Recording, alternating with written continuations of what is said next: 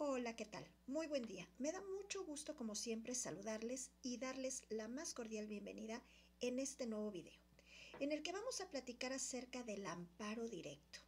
Esto se encuentra dentro del marco del juicio de amparo y sus vías. ¿Qué es lo que vamos a hacer? Pues vamos primero que nada a platicar acerca de este tema que tiene que ver con la procedencia del amparo directo. Vamos a tener que esperar alguna sentencia que nos manden y la vamos a analizar.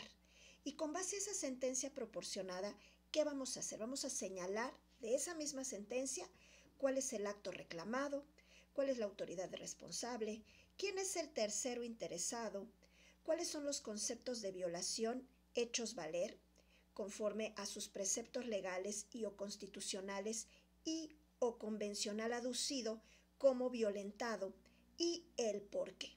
Y las violaciones cometidas a lo largo del proceso o al dictar sentencia o ambas. Y bueno, pues vamos a entrar en materia. Es importante tener presente que en la mayoría de los casos en los cuales se aplica el amparo directo es debido a que la sentencia o durante el proceso se cometen violaciones que se invocan a partir de los artículos 14 y 16 constitucionales.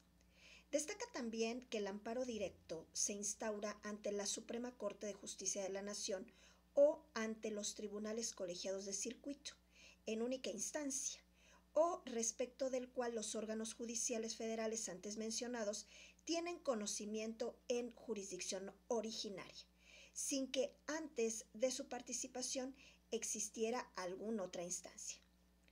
Lo que acabamos de mencionar difiere de lo que acontece en un caso de que pudiese llegarse a tratar de un amparo indirecto, del cual se conoce en segunda instancia, mediante la interposición del recurso de revisión en contra de las sentencias constitucionales pronunciadas por los jueces de distrito.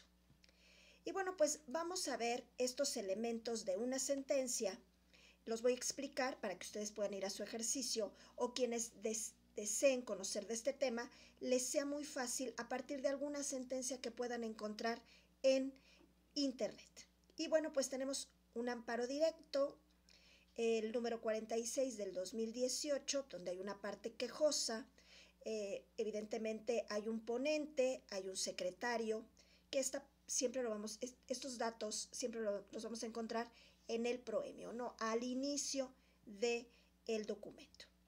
El acto reclamado, en este caso, lo vamos a encontrar en el resultando, en el primero, que habla de la presentación de la demanda, ¿sí? Y habla en escrito, lo voy a traducir tal cual, presentado el 16 de enero del 2018 ante la Oficina de Correspondencia Común de los Juzgados de Distrito en materia civil en el estado de Jalisco, el quejoso, que es una sociedad anónima de capital variable, por conducto de su endosatario en procuración, solicitó el amparo y protección de la justicia federal contra el acto del juez primero de distrito en materia civil en el estado de Jalisco, por estimarlo violatorio de los artículos 1, 14 y 16 de la Constitución, que hizo consistir en la resolución final del 20 de diciembre del 2017, dictada en el juicio ejecutivo mercantil, mediante la cual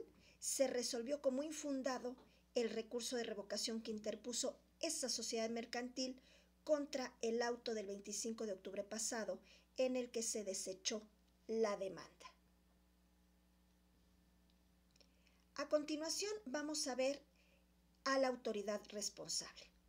Esto lo vamos a encontrar dentro del mismo cuerpo de la demanda y dice: la demanda de amparo es un acto en contra de la siguiente autoridad. Contra el acto del juez primero de distrito en materia civil en el estado de Jalisco, como vimos anteriormente, se encontró en el resultando. La demanda de amparo es un acto que fue recibido y atendido ¿por quién? Por el magistrado presidente de este segundo tribunal colegiado en materia civil del tercer circuito y tuvo por recibida la demanda. La registró como juicio de amparo directo número 46, diagonal 2018, y la admitió. Segundo, la competencia. Este segundo tribunal colegiado en materia civil del tercer circuito es competente para conocer y resolver del presente juicio de amparo de conformidad con lo previsto en los artículos 103, fracción 1, 107, fracción quinta romano, inciso C, de la Constitución Política de nuestro país. Y el 33, fracción 2, 34 y 170, fracción 1, de la nueva ley de amparo. 37, fracción 1, inciso C, 38, 144 y 145 de la Ley Orgánica del Poder Judicial de la Federación. Tenemos un tercero interesado también en el cuarto apartado que habla de la legitimación. La quejosa está legitimizada para promover el presente juicio de amparo, en razón de que es la parte actora en el natural, en tanto que se admite a X persona el carácter de endosatario en procuración de aquella, puesto que le fue reconocido por el juez responsable en la resolución del 20 de diciembre del 2017, foja 54, juicio natural. Después tenemos los conceptos de violación hechos valer: precepto legal y o constitucional y o convencional aducido como violentado y el por qué. Esto lo tenemos en el apartado séptimo, que habla literalmente del concepto de violación. Todos los documentos en PDF tienen en el ángulo superior derecho una lupita sobrepuesta a un documento. Ese es el apartado, la ventana, donde ustedes pueden introducir su criterio de búsqueda y así ir directo a donde la van a encontrar. Sin embargo, y en mi opinión, es mejor leer todo el documento para que conozcamos de él y nos vayamos familiarizando con la estructura de una sentencia de amparo, más el lenguaje jurídico. ¿Qué es el lenguaje jurídico? Es un lenguaje técnico que utiliza palabras en terminología jurídica. Si lo leemos, vamos a poder entender más adelante todos estos términos, ¿ok? Yo voy a estar haciendo mucho énfasis en esto de la argumentación jurídica y el lenguaje jurídico, porque nos estamos encontrando muchas personas que llegan a las tesis, a los proyectos terminales o a los proyectos de intervención en otras universidades, pero en la materia de derecho, que literalmente me comentan: es que no sé argumentar con lenguaje jurídico. Entonces vamos a ir trabajando en todo esto para que lo vayan entendiendo, ¿ok? Bueno, tiene esta parte del ejercicio, hablando nuevamente del concepto de violación, el apartado séptimo, en donde dice concepto de violación, y habla de que los conceptos de violación que hace valer la parte quejosa se advierten en su respectiva demanda, que también se tiene a la vista, por lo que resulta innecesaria su transcripción. Generalmente las sentencias de amparo siempre dicen eso. En apoyo de lo anterior se invoca la jurisprudencia segunda, diagonal J, 58, diagonal 2010, de la segunda sala de la Suprema Corte de Justicia de la Nación, del rubro y textos siguientes. Voy a mencionar el título, que habla del concepto de violación o agravios. Para cumplir con los principios de congruencia y exhaustividad en las sentencias de amparo, es innecesaria su transcripción. Con esto se justifica. Sin embargo, en el apartado octavo habla del análisis de fondo y dice que son fundados algunos de los conceptos de violación que se plantean y suficientes para conceder a la quejosa el amparo solicitado. Se tiene a la vista el expediente, fulano de tal, ¿sí?, del índice del Juzgado Primero de Distrito en materia civil en el estado de Jalisco, que se remitió a este tribunal colegiado con el informe justificado, y que por tratarse de una documental pública se le concede pleno valor probatorio en los términos del artículo 129, 197 y 202 del Código Federal de Procedimientos Civiles, de aplicación supletoria a la Ley de Amparo. En lo que interesa, se advierte que en escrito presentado el 24 de octubre de 2017 ante la Oficina de Correspondencia Común de los Juzgados de Distrito en materia civil en el estado de Jalisco, la empresa, porque estamos hablando de una empresa, Sociedad Anónima de Capital Variable, por conducto de su endosatario en procuración, formuló demanda en la vía mercantil ejecutiva y en ejercicio de la acción cambiaria directa contra X, ¿no? Para tal efecto, exhibió lo que refirió era el anexo 2 consistente en el pagaré fundatorio de la acción. Entonces, este es lo que motiva el origen de esta controversia. Es proveído de 25 de octubre de 2017, la juez primero del distrito en materia civil en el estado de Jalisco tuvo por recibida la demanda y sus anexos y decidió desecharla. Esencialmente para justificarlo, razonó que de la certificación elaborada por la secretaria de juzgado con la que se dio cuenta para emitir el respectivo auto.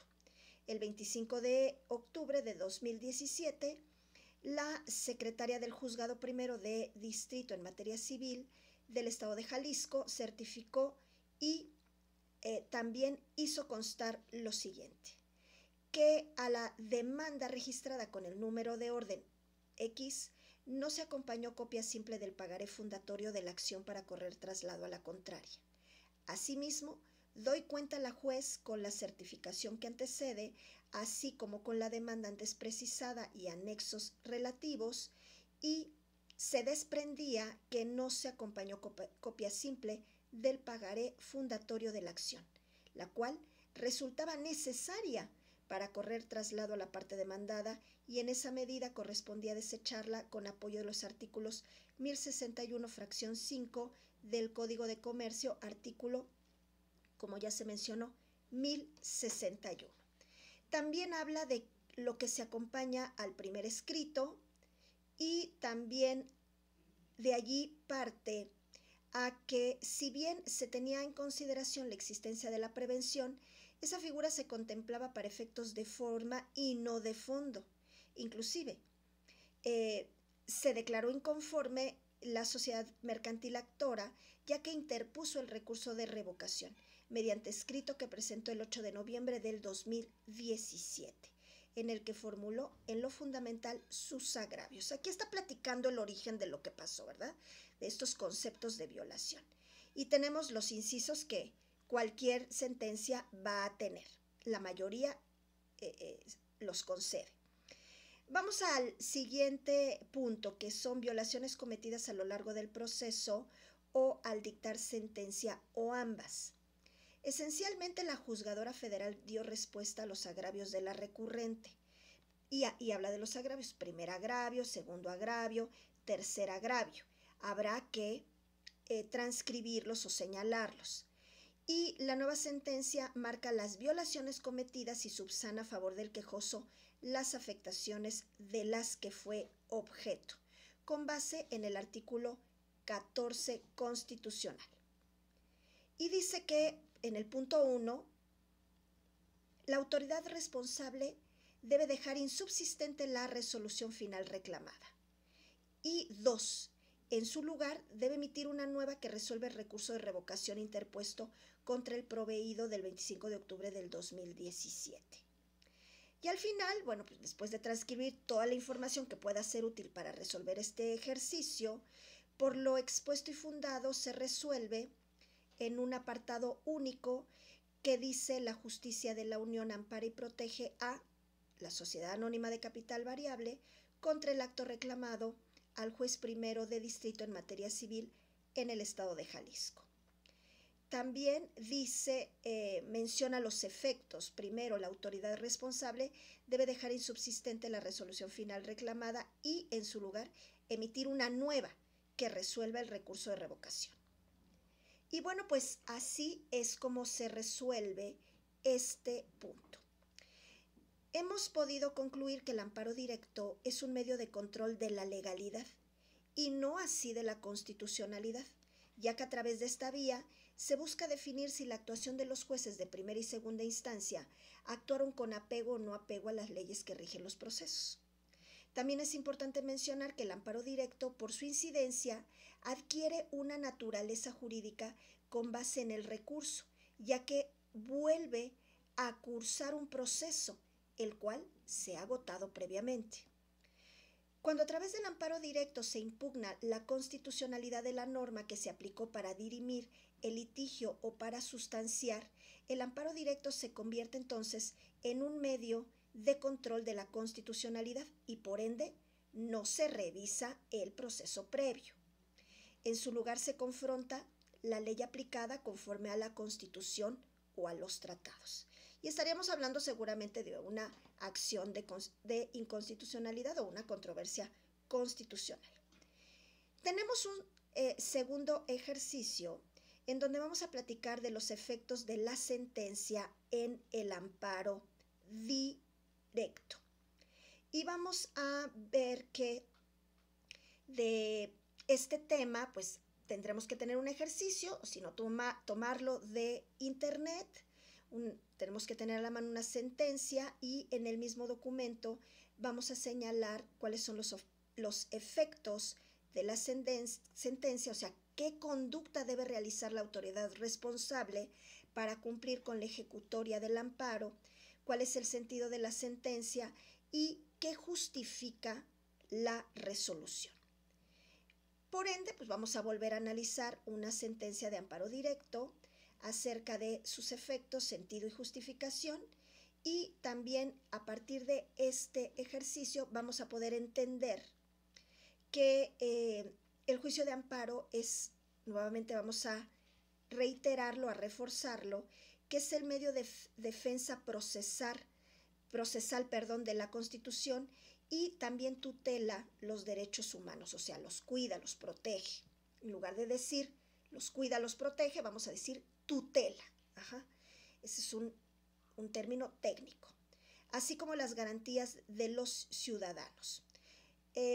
Esto se encuentra debidamente detallado en la Constitución y en los tratados internacionales y es importante también resaltar que en el momento en el que se perciba que se han violentado las normas generales por actos o omisiones de la autoridad dentro de un proceso autónomo y que a continuación es seguido por autoridades de algún órgano y de forma material diferente a las que se han emitido en las normas o en el acto. Entender que un proceso es igual a un juicio, ¿sí? Y el procedimiento es, bueno, pues, los pasos que vamos a seguir en ese proceso. También se va a poder apreciar que el juicio de amparo se ha convertido en un destacado medio utilizado por nosotros los gobernados, los ciudadanos, para protegernos de frente al poder público, utilizando ¿qué? Pues controles constitucionales y de convencionalidad que podrán dar cumplimiento a la protección judicial que emana de los instrumentos que, para tal efecto, el aparato legislativo, a través de sus legisladores, ha ido creando en el transcurso de la historia jurídica. Bueno, vamos entonces, como ya dije, a ver los efectos de la sentencia. Pues podríamos usar la misma que usamos antes y listo. En cuanto a los efectos que debemos de mencionar, ¿qué conducta debe realizar la autoridad responsable para cumplir con la ejecutoria de amparo?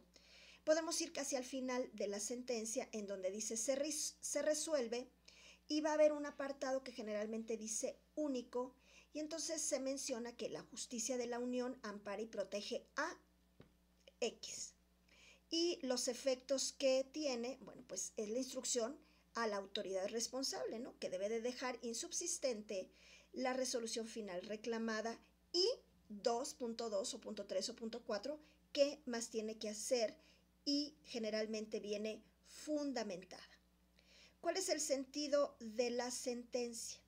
Bueno, pues en este caso que estamos viendo, dice que lo procedente es conceder el amparo impetrado. Esto quiere decir que el sentido de la sentencia es a favor del quejoso en el amparo, no del quejoso original. Estamos ya en el amparo. Ahí no hay que confundir quién es el quejoso, quién es la autoridad a la cual se le hace el reclamo y quién es el tercero interesado. O sea, esto lo vamos a determinar conforme a la sentencia y no con el documento o proceso original. ¿Cuál es la justificación de la resolución? Bueno, pues antes de resuelve tal cosa, vamos a encontrar los resolutivos y allí siempre vamos a leer la justificación de la resolución, o sea, por qué está resolviendo en este caso que va a conceder el amparo, ¿ok? O sea, que es procedente el amparo. Y entonces, bueno, a partir de esto, con base en el análisis que acaban de hacer de la sentencia de amparo indirecto que hayan utilizado, ¿qué es lo que estamos comprobando? Bueno, pues primero que se van a dictar los autos que recaen a la demanda, tal y como se dispone en el artículo 183 de la Ley de Amparo. Este expediente se va a turnar ante alguno de los 3 magistrados que integran el Tribunal Colegiado de Circuito para que alguno formule el proyecto de resolución. Y esa resolución constituye la citación para oír sentencia.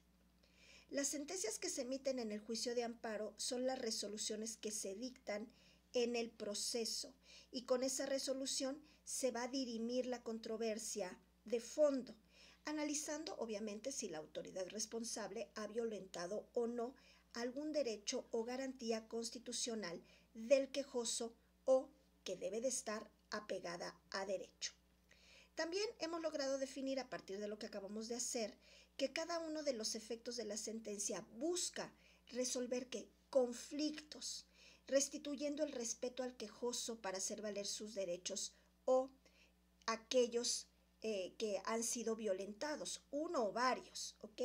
Y cuyo contenido se funda en la explicación, en la justificación y en la comunicación que se encuentran sustentados ¿con qué? Con la argumentación jurídica, con estos preceptos legales que van a amparar lo que se resuelva. Es decir, en qué se sostiene la respuesta al problema que se ha planteado. Bueno, ahora bien, vamos a finalizar redactando un amparo directo. ¿Cómo se redacta? Bueno, pues ya saben que tenemos en Casa de Estudio el compendio de escritos para quien desee adquirirlo y allí pueden encontrar muchas demandas de amparo para que se den una idea de cómo elaborar la suya. No es para copiar y pegar, es para ver cómo se elabora y nosotros crear la propia. Vamos entonces a lo propio. Es importante señalar que la demanda de amparo está conformada de un contenido, de una forma, de su propia redacción, de su presentación y de la obligación de la autoridad responsable inmediata a la presentación de la demanda, a revisarla, ¿ok? ¿Y qué contiene según el artículo 175? Primero, en cuanto a requisito de forma, tiene que elaborarse por escrito.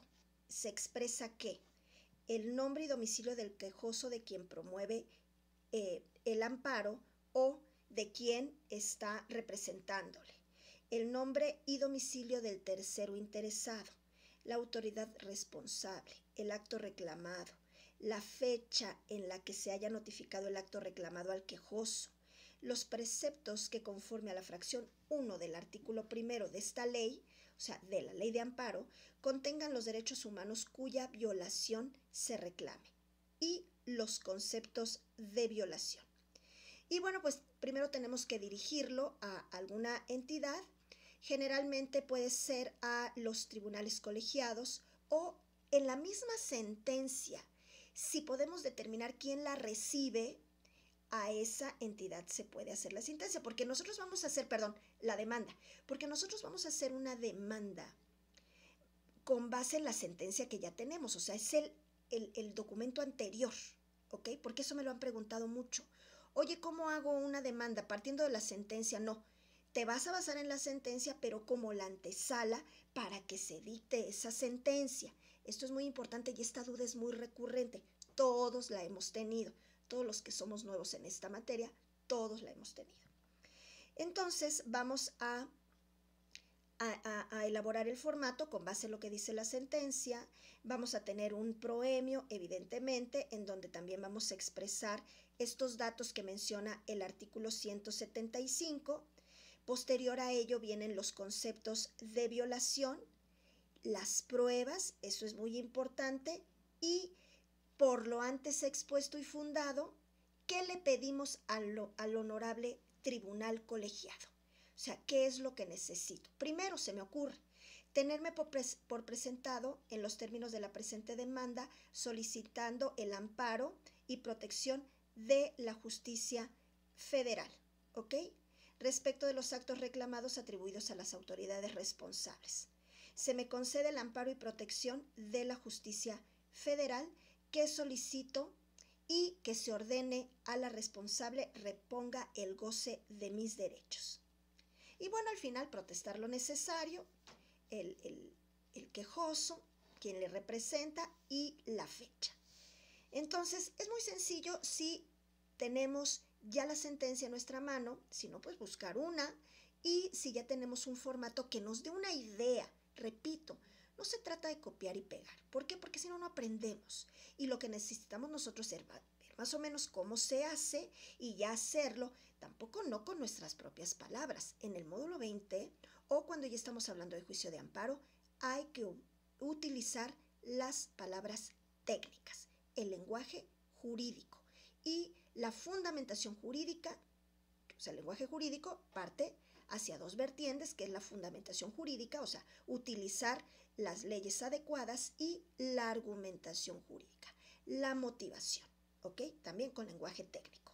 Y bueno, vamos a concluir que a partir de la elaboración de una demanda de amparo directo, que primero pues tenemos que tomar en cuenta que debe de contener los requisitos que la ley de amparo solicita, y va a ser indispensable tener presente que en caso de que el quejoso presente de manera equivocada ante la autoridad responsable su documento, pues esto es algo bueno, no se va a detener el plazo de presentación, por lo que se puede desechar por extemporánea si ya ha transcurrido el plazo para su presentación. Tenemos estas opciones, ¿no? Pero siempre hay que tratar de hacerlo bien a la primera. Y al respecto del tema que se aborda en esta sentencia, se tiene el artículo número 177 para tenerlo muy presente. ¿Qué dice este artículo 177? Que cuando no se exhiban las copias a que se refiere el artículo anterior, o sea, el 176, o no se presenten todas las necesarias, la autoridad responsable prevendrá al promovente para que lo haga dentro del plazo de 5 días. O sea, sí tenemos plazos, pero lo importante es hacer bien las cosas desde la primera vez, ¿ok? A menos que la demanda se haya presentado en forma electrónica. Ojo con esto. Transcurrido sin que se haya subsanado la omisión, remitirá la demanda con el informe relativo al Tribunal Colegiado de Circuito, cuyo presidente la tendrá por no presentada. O sea, tomen en cuenta lo que dije anteriormente. Si se presenta de manera equivocada ante la autoridad responsable, no se va a detener el plazo de presentación, por lo que se va a poder desechar por extemporánea, ¿ok?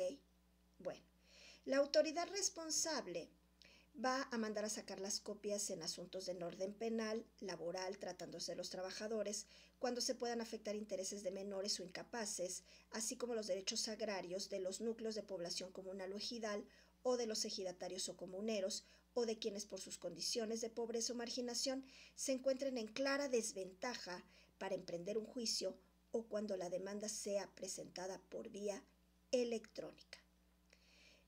Reitero, si el presidente determina que no existe incumplimiento o que éste no es imputable al quejoso, devolverá los autos a la autoridad responsable para que siga el trámite que corresponda. ¿Ok? Bueno, pues espero que les sea muy útil este video, y que les dé un camino, pues de alguna manera un paso a seguir para que no estén detenidos en estas actividades, en donde, bueno, como ya lo vieron en los módulos anteriores, bueno, son prácticas forenses, se tienen que realizar un sinnúmero de escritos.